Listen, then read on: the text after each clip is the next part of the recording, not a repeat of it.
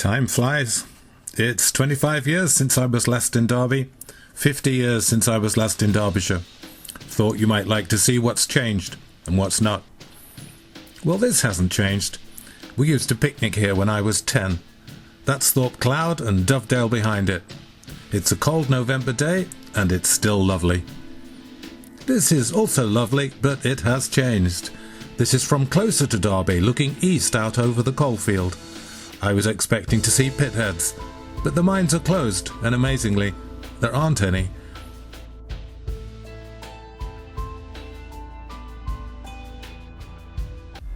Moving down to Derby itself, Derby to me has always meant Rolls-Royce and the railway. Royces I know are doing well, but the carriage and wagon works looks closed and other people seem to be in the offices. I decided to take a quick stroll into town. St Mary's is an ancient bridge and it hasn't changed, but then I realised that the big St Alkmund's church is totally gone, and my old school behind it is now a pub. This isn't my school, it's my bank, also now a pub. Obviously a Derby theme. Apparently Derby is the craft beer capital of England. Now who knew? This is the Central Police Station here on my left, except it's now a hotel, not in fact a pub.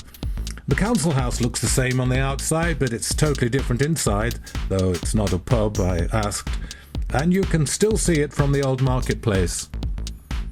The old market hall still stands, but they changed its insides and got rid of the fish market, which as a kid I thought smelled great and was the best part. And the marketplace seems to have got smaller, and I don't know where you catch an 88 bus now. That must be someplace else. Heading up Iron Gate towards the cathedral, the street feels familiar, but almost every shop has changed. But Sadlergate has probably been a narrow alley of little shops and pubs. It hasn't changed much since Viking times. The old Bell is still here, and at least it doesn't need converting. It's been a pub for a couple of 100 years. Driving out of town to see my folks, Kedleston Road hasn't changed much, and Allistry is exactly the same, except older and again somehow much smaller. I will say this though, Derby folk are just as friendly and down to earth as I remembered.